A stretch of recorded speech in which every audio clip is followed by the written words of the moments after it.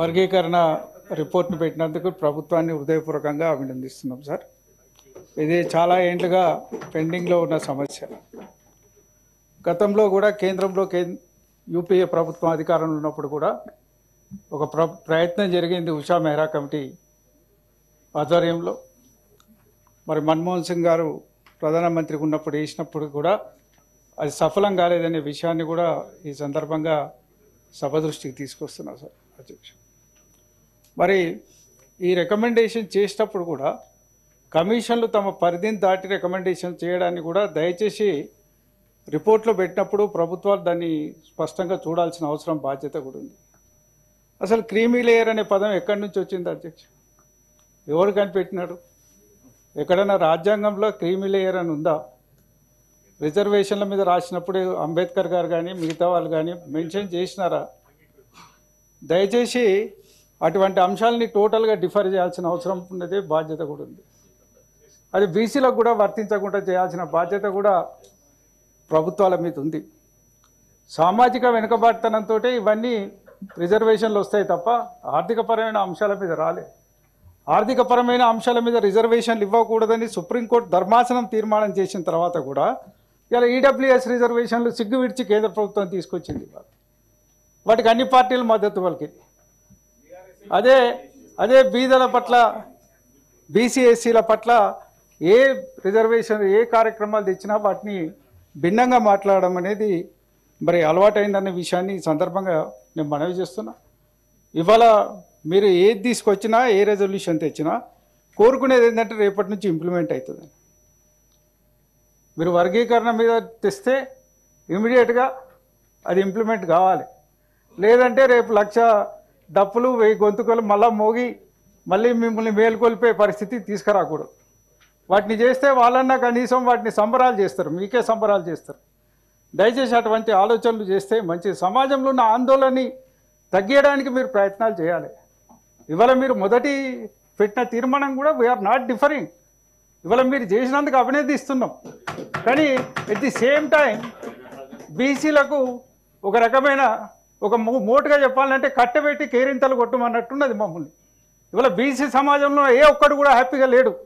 ఇవాళ నేనున్నా, మల్లన్నాడు, సారన్నాడు, రమణ అన్నాడు, ఇక్కడ చారి గారు ఉన్నారు, మిగతా పెద్దలు ఉన్నారు.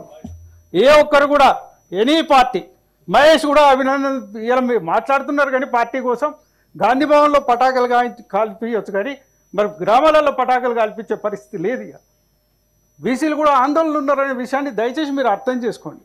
ఎందుకు ఉన్నది ఈ ఆందోళన, దేనికోసం ఉన్నది?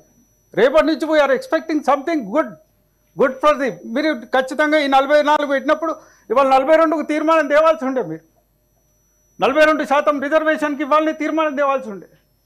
మీరు చేసింది ఎందుకు? డెడికేటెడ్ కమిషన్ ఎందుకు వచ్చింది? Dedicated commission is for only local bodies reservation. ఈ అంచనాలన్నీ ఎందుకు వచ్చినాయి? 42 కంటే ఎక్కువ ఉన్నారని తెలిసింది కదా. ఇమ్మీడియట్గా 42% రిజర్వేషన్ తీసుకురండి. People will appreciate you. మళ్ళీ ఎందుకు ఈ తీర్మానాలు పెట్టి ఆగమాగం చేస్తారు? సమాజంలో ఎంత ఆందోళన ఉన్నది. మీరు నిన్నటి నుంచి చూడండి, పత్రికల్లో మీరు లీక్ చేసిన వార్తలే.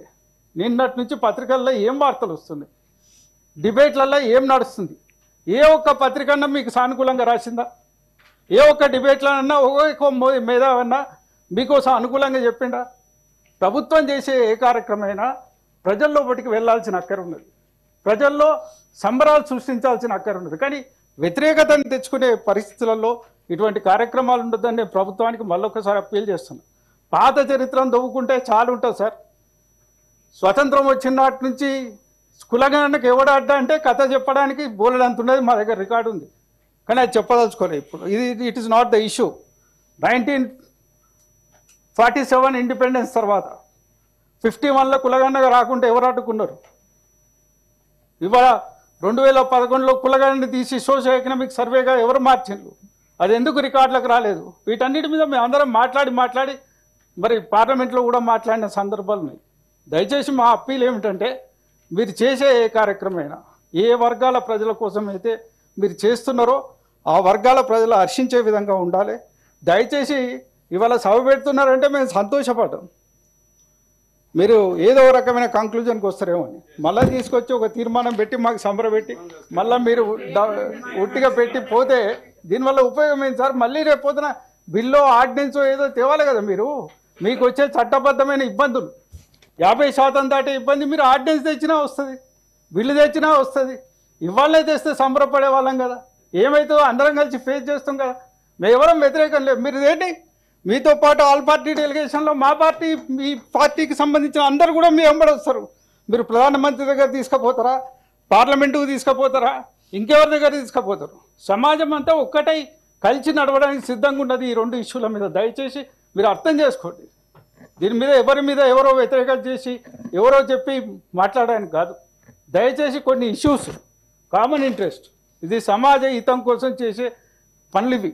మంచో చెడ్డో మీ జాతీయ నాయకుడు, మీ జాతీయ పార్టీ 75 ఏళ్ళకైనా ఒక అవగాహనకు వచ్చినారు. భారత్ జోడో యాత్ర తర్వాత అయినా రిజర్వేషన్లు కులగణన కావాలని ఒక ఆలోచనకు వచ్చినారు. గొప్ప విషయం అది.